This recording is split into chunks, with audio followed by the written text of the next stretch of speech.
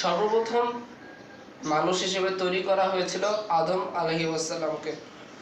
তিনি বড্ড একা ভাব করছিলেন জান্নাতে বসে, তাই তার সঙ্গী হিসেবে পাঠানো হলো হাওয়া আলাইহিসসালামকে।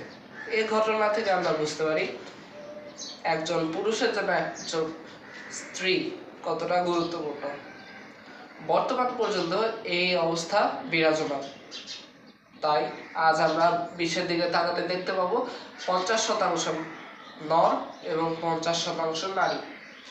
এই নর এবং নারীর মধ্যে যে সম্পর্ক, এ থেকে গড়ে ওঠে এই পৃথিবী। তবে অর্ধেক জনসংখ্যায় যে নারী, এই নারীদেরকে কাজে লাগাতে হবে, কারণ তারা আমাদের সম্পূর্ণ পৃথিবীর অর্ধাংশ। অতএব তাদের যদি কাজে লাগানো হয় তাহলে এই পৃথিবীর উন্নতি চির আকাঙ্ক্ষিত। সম্মানিত শ্রোতাবৃন্দ, আজ আমি কথা বলবো নারীর অর্থনৈতিক স্বাধীনতা নিয়ে। নারী অর্থনৈতিক স্বাধীনতা।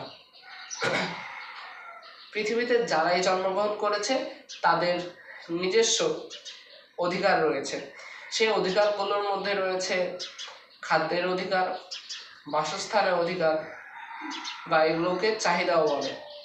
এই সকল চাহিদা বা অধিকারের মধ্যে আরও একটি গুরুত্বপূর্ণ অধিকার হলো এই অর্থনৈতিক অধিকার বা অর্থনৈতিক স্বাধীনতা।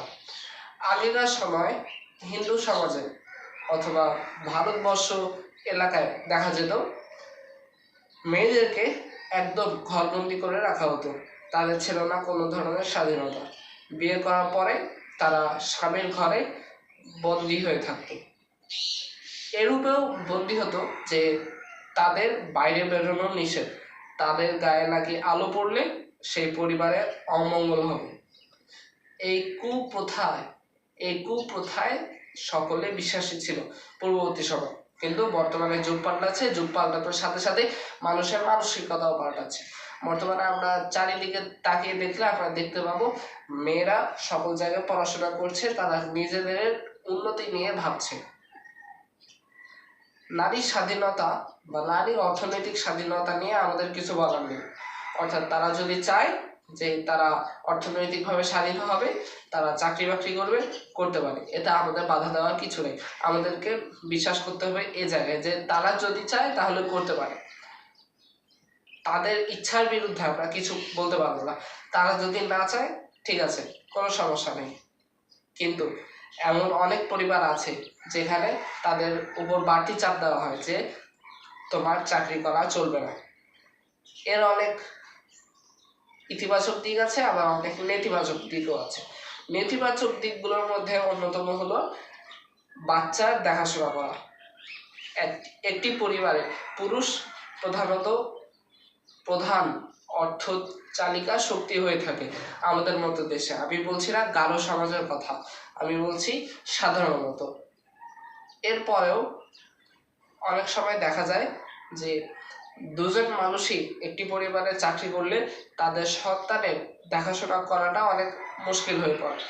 এই অবস্থায় তাদের সন্তান হয় বেড়ে ওঠে কোনো অন্য মানুষের কাছে, না হলে তাকে দেওয়া হয় অন্য কোনো প্রতিষ্ঠানে যেখানে বাচ্চা লালন পালন করা হয়। এই অবস্থায় বরাবরই দেখা যায় বাচ্চার সামাজিকীকরণে অথবা বাচ্চার বেড়ে ওঠার ক্ষেত্রে বড় একটি অন্তরায় সৃষ্টি হয়। সে অন্তরায়ের মূল কারণে জড়িয়ে যাচ্ছে নারী অর্থনৈতিক স্বাধীনতা। আবার পুরুষ ও নারী দুজনে যদি অর্থের দিকে ছোটা শুরু করে তাহলে একসময় গিয়ে তাদের মানসিকতা সম্পূর্ণ পরিমাণে অর্থের উপরই থেকে যায়। ফলে তারা নিজেদের জীবনের শান্তিও মাঝে মাঝে ভুলে যায়। তারপর ইতিবাচক দিকগুলোর মধ্যে অনেক রয়েছে।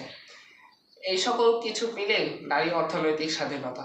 অতএব আমরা এটা মনে রেখে তাদেরকে অর্থনৈতিকভাবে স্বাধীন হওয়ার ইঙ্গিত দিব যে এ বিশ্বে যা কিছু সৃষ্টি চিরকল্যাণকর, অর্ধেক করেছে নারী, অর্ধেক তাহার নর। ধন্যবাদ সবাইকে।